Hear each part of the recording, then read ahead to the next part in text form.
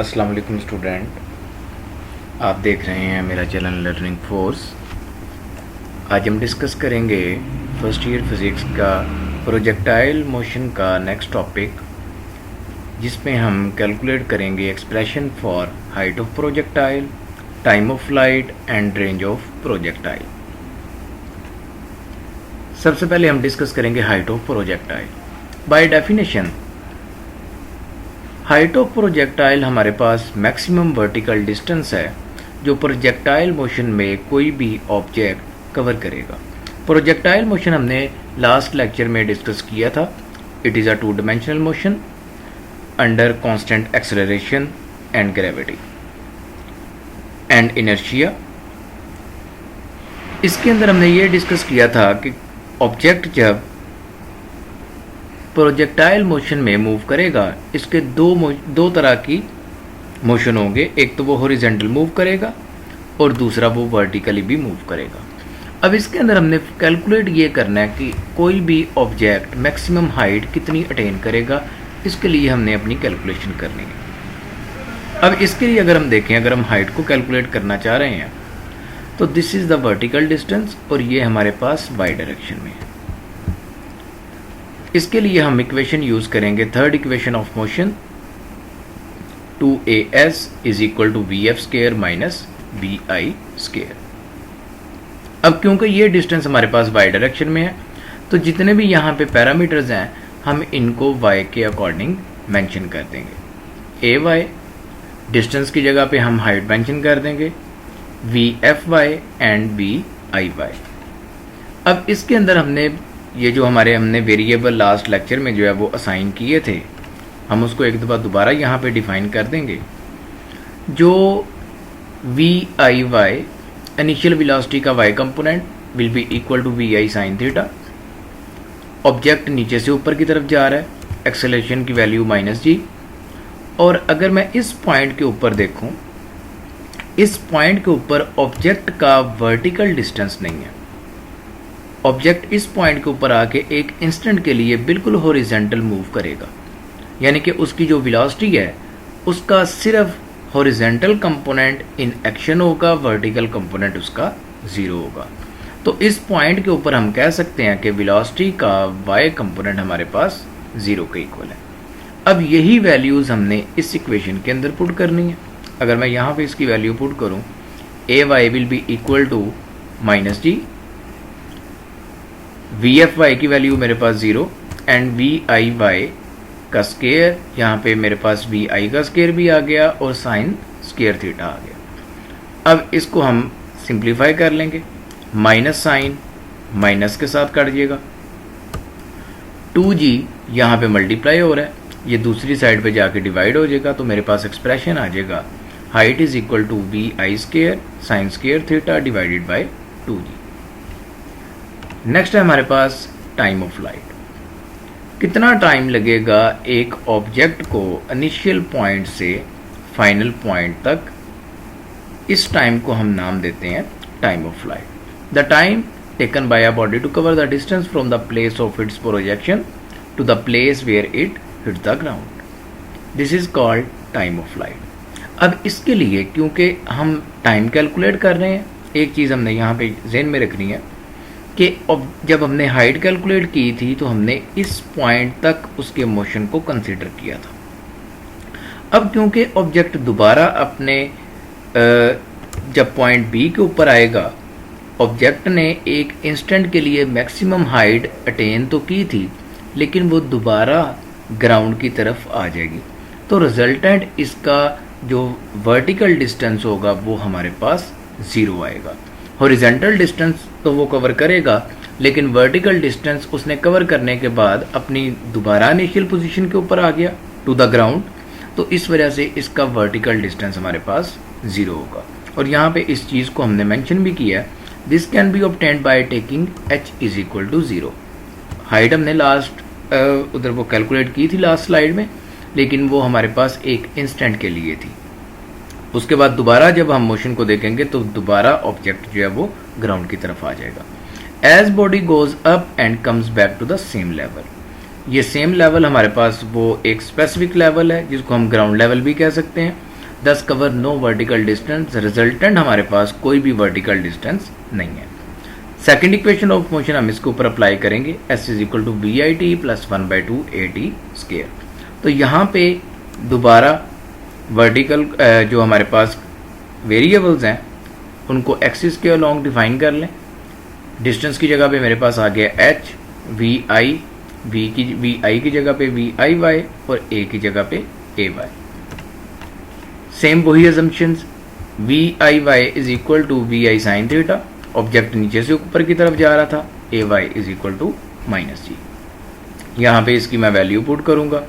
अब हमने पहले यहाँ पे ये डिफाइन कर दिया कि height is equal to 0, height मेरे पास आ गई is equal to 0। V I sine theta into T, V I Y की वैल्यू पुट की, ए वाई की जगह पे माइनस जी पुट किया। अब ये पॉजिटिव वाला साइन जो था ये हमारे पास नेगेटिव में आ गया। अब यहाँ पे -1/2 जी टी स्केयर ये वैल्यू नेगेटिव में है, ये दूसरी साइड पे जाके पॉजिटिव हो जाएगी। तो जब मैं इसको यहाँ पे लिखूंगा तो ये मेरे पास वैल्यू आ जाएगी 1/2 G T square is equal to V I sine theta into T. ये एक टी इस टी स्केयर के साथ कैंसिल आउट हो जाएगा, 2 यहाँ पे डिवाइड हो रहा है, ये दूसरी साइड पे जाके मल्टीप्लाई हो जाएगा। एक्सप्रेशन मेरे पास आ गया G T is equal to 2vi sine theta. हमने टी की वैल्यू फाइंड करनी थी, जी उधर जाके डिवाइड हो जाएगा, T is equal to 2vi sine theta divided by ji.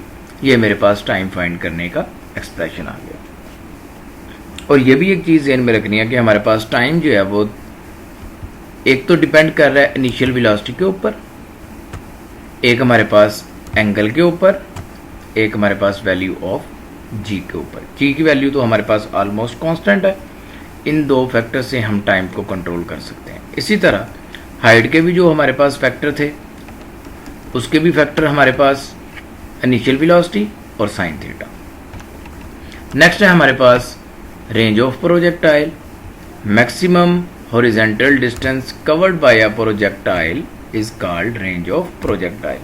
Horizontal कितना डिस्टेंस कोई भी ऑब्जेक्ट कवर करेगा उसको हम उसकी रेंज कहेंगे।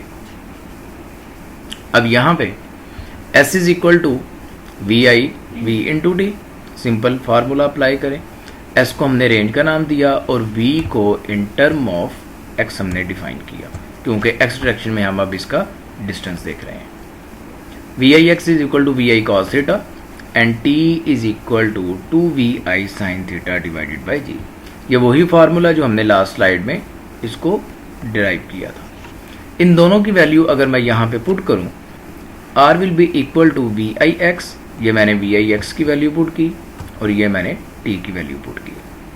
यहाँ पे अगर मैं इसको सिंप्लीफाई करूँ, R is equal to V I square divided by G, V I into V I, ये मेरे पास आ गया वी आई स्केयर, जी उसके साथ डिवीजन में आ गया, 2 as it is sine theta cos theta. ये सिर्फ उस ऊपर वाली वैल्यू को मैंने सिंप्लीफाई करके और अरेंज करके लिखा है। यहाँ पे ये जो मेरे पास फैक्टर आ रहा है 2 साइन थीटा कॉस थीटा, ये मेरे पास एक ट्रिग्नोमेट्री की आइडेंटिटी है, इसको आपने माइंड में रखना है। 2 sine theta cos theta is equal to sine 2 theta.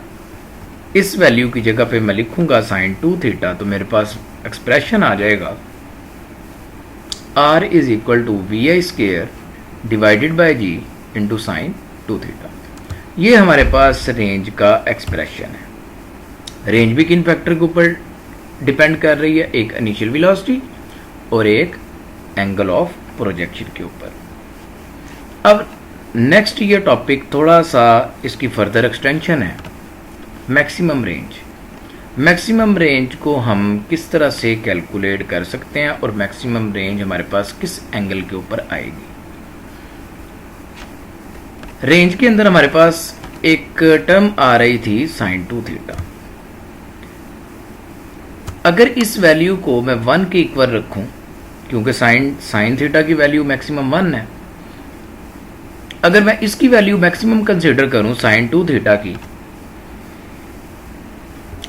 Sign 2 theta is equal to 1, 2 theta is equal to sine inverse 1, 2 theta is equal to 90 degree, sine की वैल्यू 90 डिग्री के ऊपर 1 है, तो यहाँ पे हम 90 डिग्री लिख सकते हैं, थीटा इज इक्वल टू 45।